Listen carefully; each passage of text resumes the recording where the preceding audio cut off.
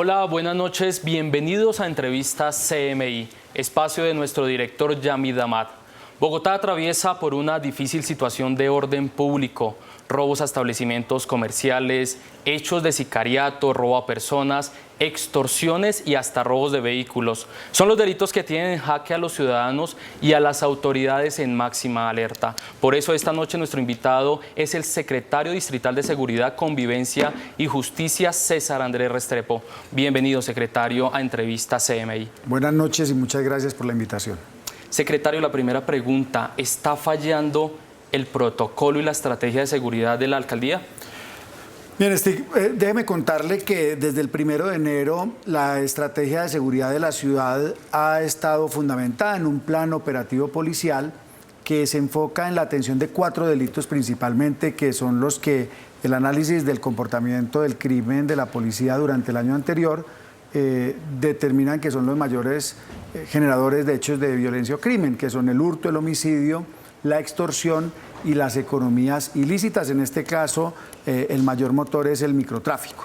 Ese plan fue analizado por la Policía Metropolitana con base en la concentración en el territorio de esos comportamientos y adicionalmente de la concentración territorial de las características del comportamiento del delito. De ahí que la Policía Metropolitana diseñará cerca de 16 estrategias y 16 líneas operativas para atacar cada uno de esos comportamientos.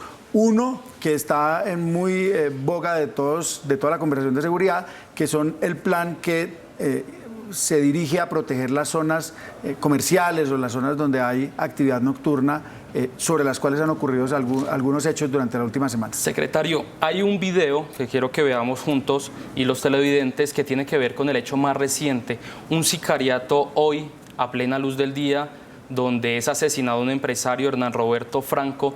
Este es el video para que ustedes lo vean y se ve el momento exacto cuando esta víctima va en su vehículo con un conductor quien está armado. Sin embargo, es asesinado por un sujeto que ingresa hasta el parqueadero de este lugar y con un arma con silenciador pues le propina varios disparos causándole la muerte.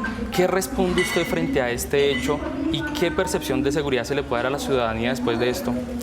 Pues, sin lugar a dudas, cada hecho violento que ocurre en una ciudad es el determinante de una percepción, de una sensación de todos nosotros los ciudadanos sobre una condición crítica. Sería absolutamente irresponsable señalar que un acto como esto no nos genera temor a todos los ciudadanos. No obstante, hay que señalar que hay un contexto general en el cual estos eventos ocurren.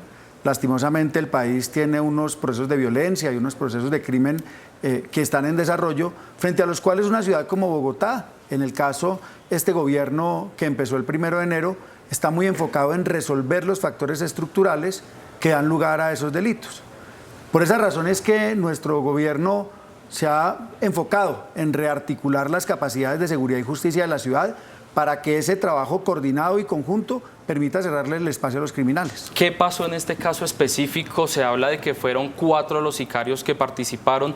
¿Hay capturados? ¿Escaparon? ¿Este sujeto que propina los disparos fue capturado? Hay un capturado en que en la huida es interceptado en la calle por un servicio de seguridad privado en el momento en que reaccionaba la patrulla policial. Los detalles específicos del caso son llevados en la línea de investigación. Yo he asumido una postura desde el primer día de gobierno de no contar detalles de las líneas de investigación porque eso es muy importante para la resolución de los casos, pero lo que sí le puedo adelantar a usted y a la ciudadanía es que desde el primer momento, por ejemplo, este video, las cámaras de seguridad, la colaboración de las personas que fueron testigos han sido fundamentales para estructurar esa línea de investigación con unas características muy particulares en lo que tiene que ver tanto con las víctimas como con este delincuente, con el sicario que está apresado y que está siendo interrogado por las autoridades. ¿De qué se trató? Entréguenos detalles. ¿Si fue un sicariato por un robo? ¿Se trata por algún proceso económico que estaba haciendo el empresario? No, mire, vuelvo y le digo, los detalles yo no los puedo compartir, pero sí le puedo señalar que esta es una víctima, un ciudadano que al entrar al lugar donde iba a mantener una reunión, pues quien lo atacaba incluso entró al edificio y allá dentro del edificio fue donde lo atacó.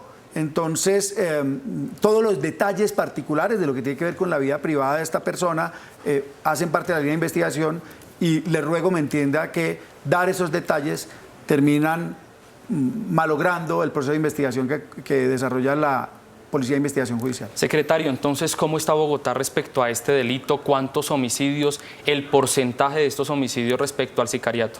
Bueno, este hecho es realmente muy preocupante, la ocurrencia de este sicariato. Sin embargo, en la ciudad, en lo corrido del año, hay una disminución del 13% en los homicidios. Los homicidios básicamente se dividen entre sicariatos y riñas. El negocio del microtráfico en la ciudad, el microtráfico se ha fortalecido durante los últimos años en el país y se ha vuelto en un gran motor de violencia. Tanto es así que el 54% de los homicidios que han ocurrido durante este año han sido a través de sicariato. Y entonces las organizaciones criminales terminan siendo el motor de la creación de grupos que ejercen estos delitos y que sirven como fuerza de ejercicio de violencia, no solo en el negocio del narcotráfico, sino también como mecanismos de corte de cuentas o de justicia privada, pues que son realmente un motivo de preocupación para la ciudad. Igualmente, como usted lo dice, preocupante porque más de la mitad de los homicidios entonces son sicariato. ¿Hay oficinas de sicariato en Bogotá?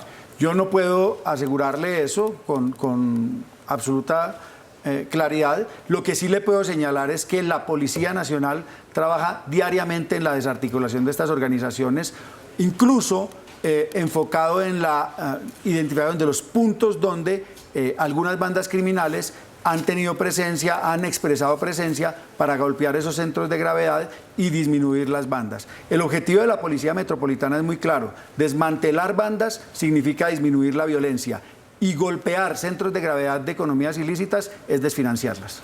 Eso por parte de los homicidios, pero también el hurto es muy preocupante. Por ejemplo, lo que sucedió ayer en la localidad de Antonio Nariño, donde ingresan a robar al establecimiento. Allí está un policía en retiro y este saca su arma de fuego y dispara contra los atacantes.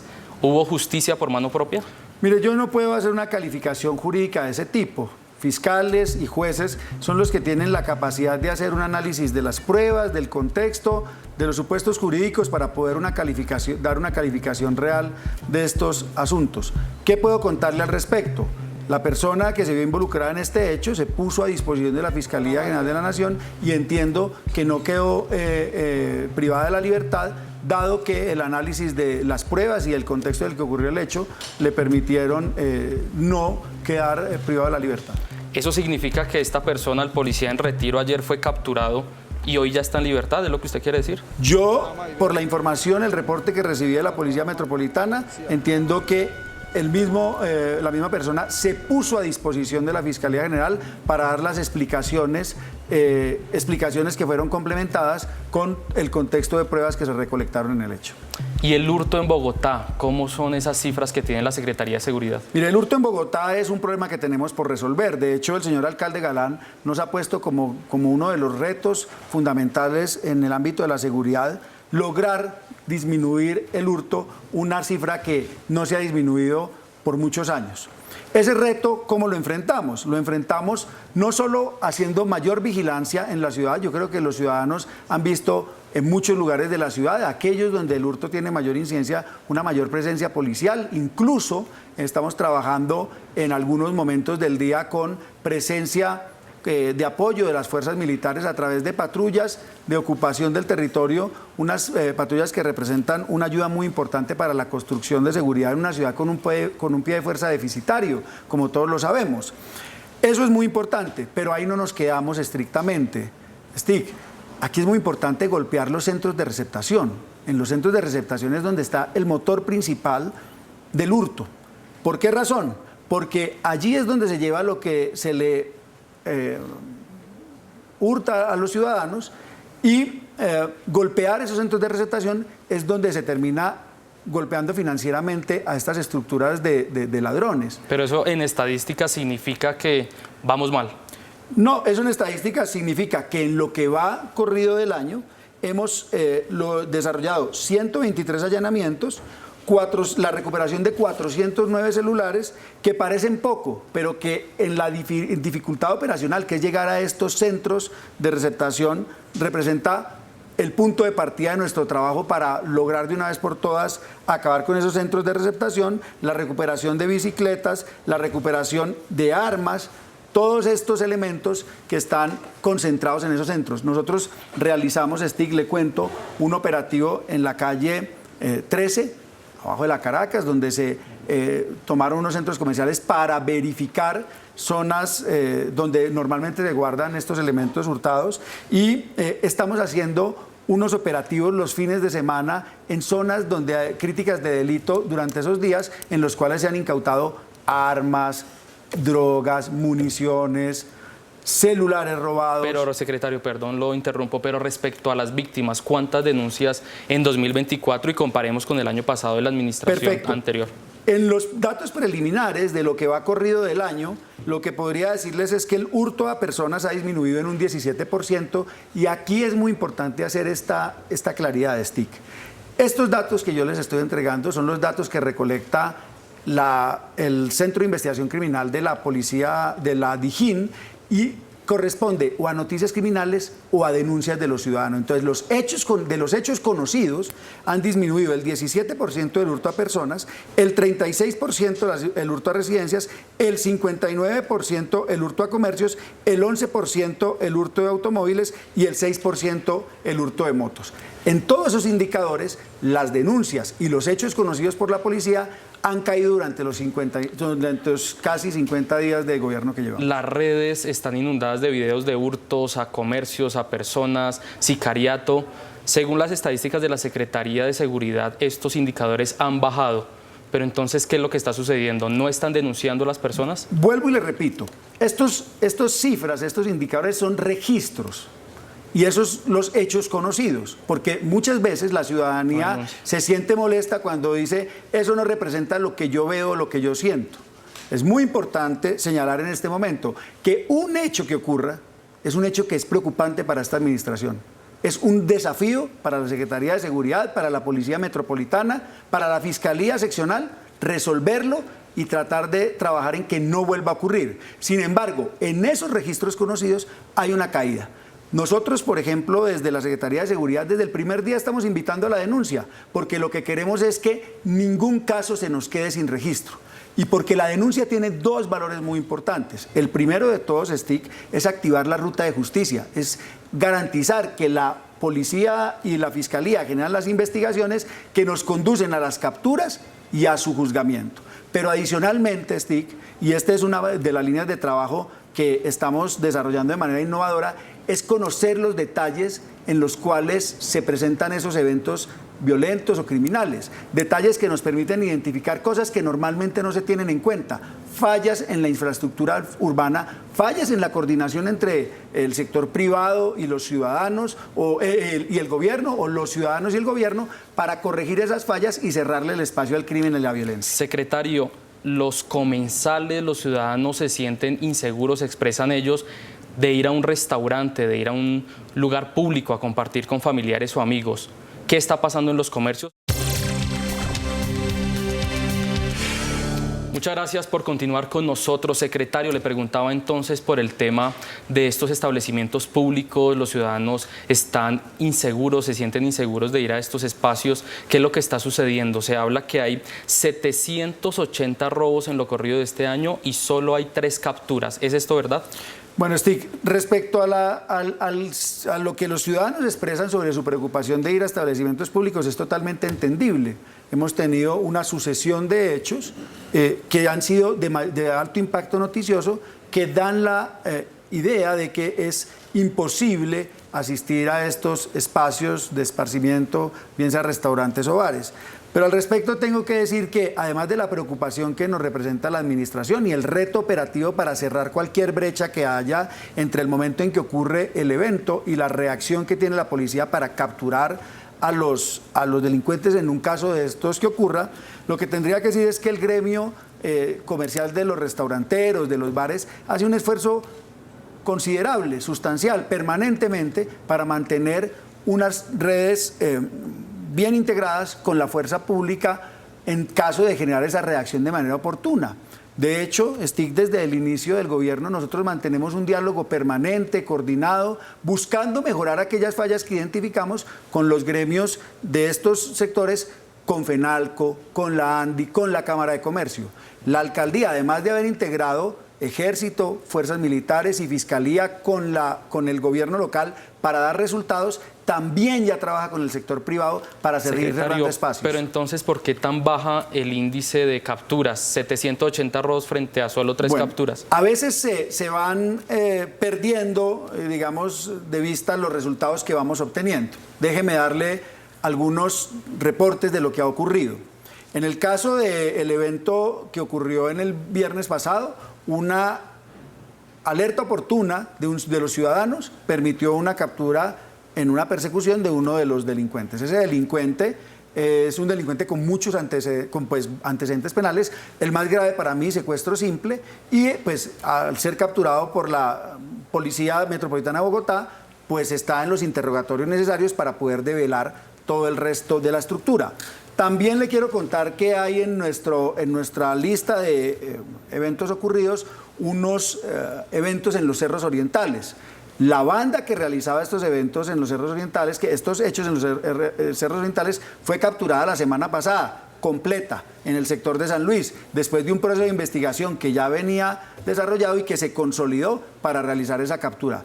También se han capturado extorsionistas que, siendo bandas comunes, se hacen pasar por delincuentes de bandas de grandes marcas, quienes estaban atemorizando a los ciudadanos. Bandas de fleteros que eran responsables incluso de muchos delitos el año anterior.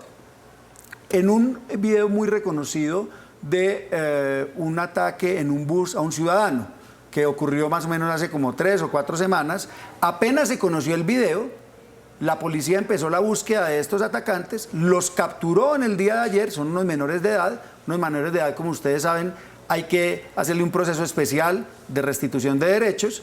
Y ayer le pedimos a la víctima de ese delito que pusiera la denuncia para que pudiéramos ejercer en la aplicación de la ley.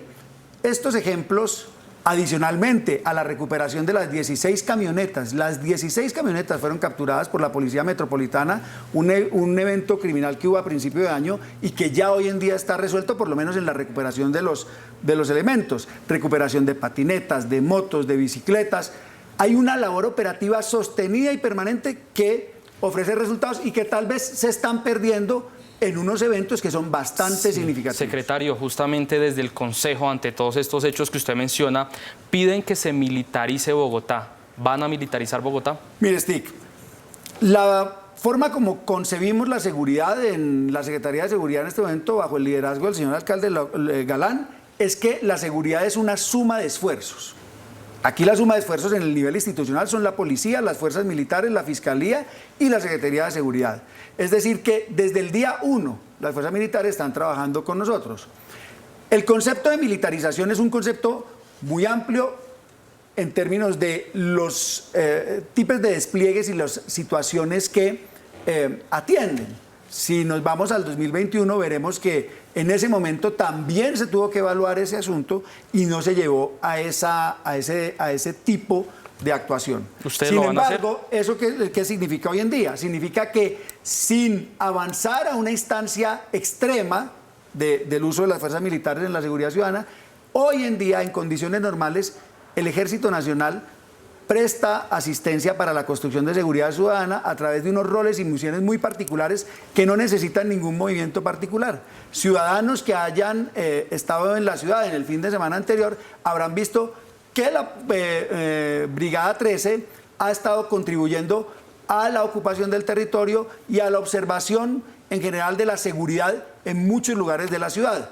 Así que la Alcaldía Mayor de Bogotá hoy en día cuenta con las fuerzas militares para construir seguridad urbana. ¿Van a enviar más militares entonces a Bogotá? Sería la pregunta. No, hoy en día trabajamos con las capacidades de la Brigada 13, con las capacidades de la Policía Metropolitana y la integración entre esas capacidades, cada uno en sus roles y misiones, cada uno en el ámbito que le permite la Constitución y la ley, contribuyendo a la seguridad urbana.